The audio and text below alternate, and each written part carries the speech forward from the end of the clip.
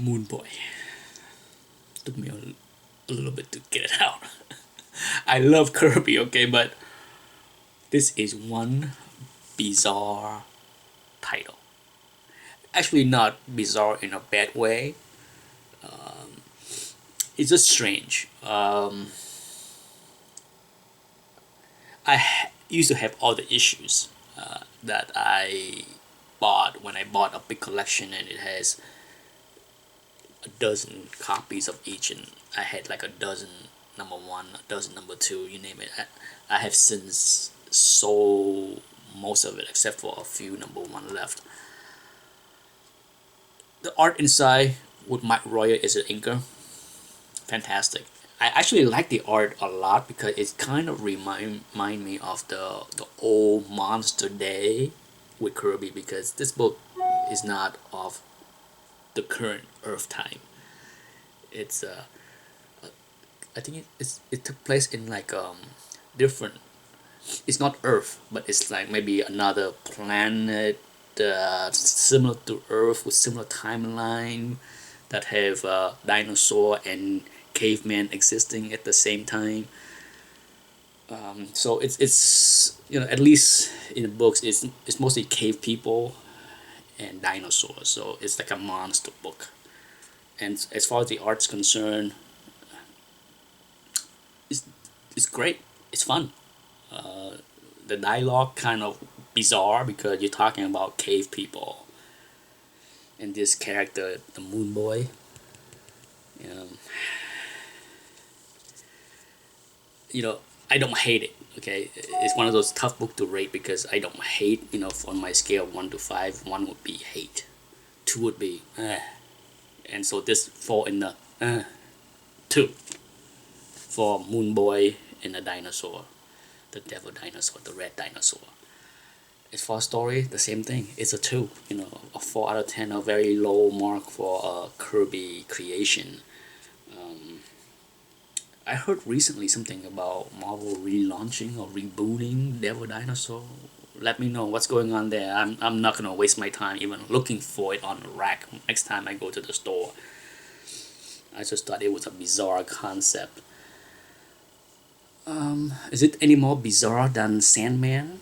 Not really. I actually, personally, I prefer this over Sandman. Not much more, but not one of Kirby's brightest star, that's for sure. But in all fairness, you gotta rate the good, the great, with the not so great, right? Okay, so enough with Devil Dinosaur. Next up is Alex Summer. I have done a first appearance rating of Havoc before, but with Havoc, with Alex Summer. This is the first book, X-Men 54. This is the first time he's introduced.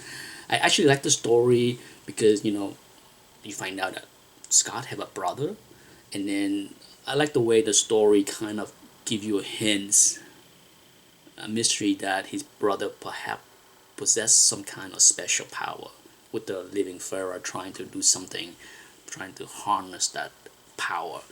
So it's a very intriguing story that would get me excited for the next issue just to find out what the heck is going on, what kind of power does the brother of Cyclops have. So as far as the character, 2.5. But as far as the story, I give a 3.5 because I would be very interested in knowing what happened next issue to find out what kind of power Alex possess. Of course, if we find out later, it will take many more issues before we know full well what his power was as Havoc. But for this, Alex Summer first intro, 3.5, 2.5, 6 out of 10. Okay. And to end this video with the best of the three, Avenger Annual 10. First Rogue. I will show this book, give you a close-up look at the end. Beautiful art inside by Michael Golden. So those that are big fan of Michael Golden, I'm sure you probably have this issue. But if you don't, stick around and you will see the inside, and that might get you interest in buying it. But Rogue, this is a double-sized annual, and in many ways, I wish this storyline was told in a much longer format, because I really felt it's compressed, where in the beginning you have Carol Danvers get her power taken by Rogue. For sure, Rogue look is nothing special name, but her power is very interesting. How she can absorb the power if she touch you with her bare hands, and if she keep her bare hands on you too long, the it would be permanent. There's a lot of very interesting how she was able to beat up many members of the Avengers. Basically, it's a jailbreak kind of storyline where she helped she team up with the Brotherhood of Evil Mutants. She was trained by Mystique, but overall, I felt that they squeeze in too much into this double size annual. It's a good story. Very interesting character. I give the character Rogue a 3.5 out of 5 as far as the name, the look, and her power. More so because of her power. Rogue, the look, but the power is pretty cool. And then the story, the interesting part of the story, which I felt kind of rushed through, is the backstory with Carol Danvers and Marcus, her quote unquote. Well, it's not her son. For those familiar with the story, she was impregnated by. Well, I'm trying not to spoil the story for those who haven't read it. But to me, it's that's the best part of the story, not Rogue and the fighting, the actions with the X-Men or Avengers and the Brotherhood of Evil Mutant, but the backstory of what happened to Carol Danvers. It's kind of touching. And I like that part. I wish, like I said, I wish the entire story arc was expanded in a more regular format over a few issues instead of just one book, even though it was double size. So, Rogue got a 3.5 out of 5 for her name, her power, her appearances, and the story. Get a 4 out of 5 for me. I actually enjoyed it. The only thing that I wish it was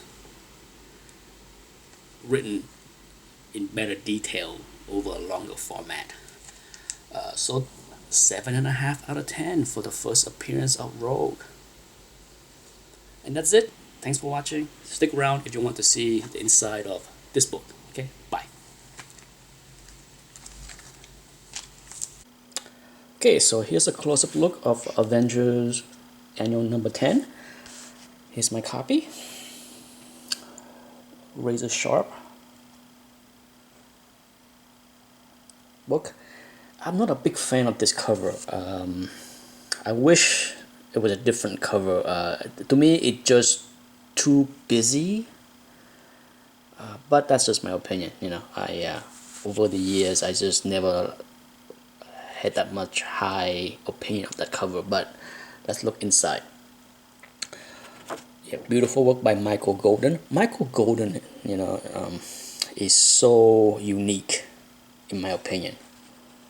Let's look at that. It's not gonna be that many artists that resemble his style.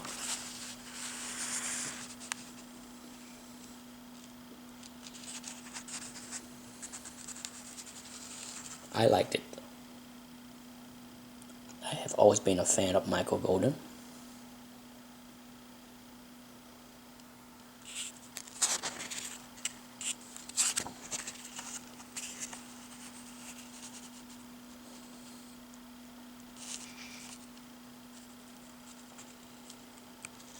So that's his take on Wolverine.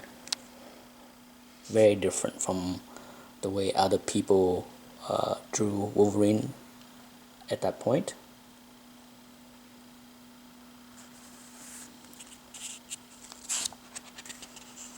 And that's the first time you see Rogue.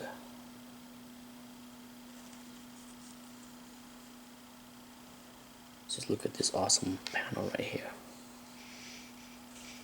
Lots of details in that.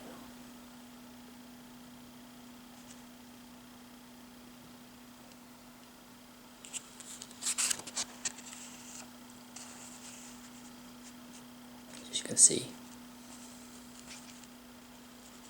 it's a good book, a good story. I enjoyed it very much. As I mentioned, I wish it was. I wish the entire story was drawn and printed over many issues, because to me, even with the double size format, I felt the story was a little bit compressed.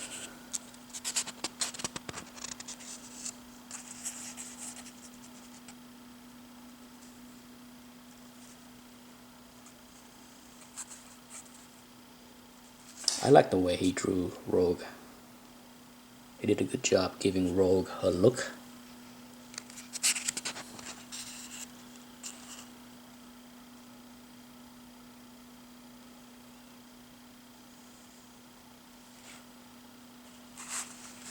Let's take a look at that.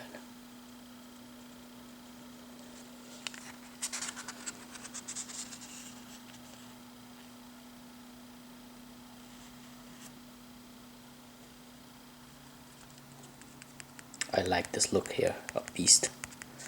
He gave the X-Men a very unique look. Something that, for X-Men fan that is so used to John Byrne and Dave Cockrum, at this point, he gave us a different look, a different take.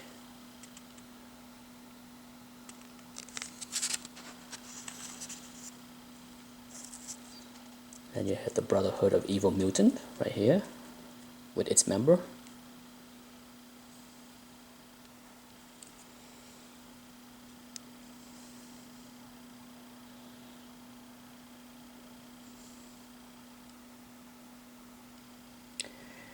Michael Golden must be one of those authors that is also very hard to ink, because I think he has a very unique penciling style that I think is not easy for a lot of people to ink him.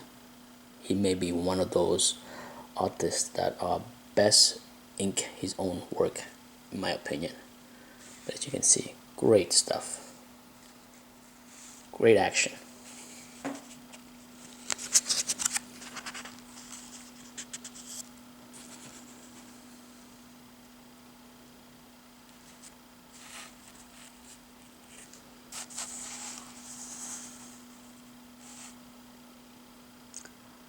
Okay, and that's it. I try not to go through every single page, but it's too good to ignore, right? Great stuff.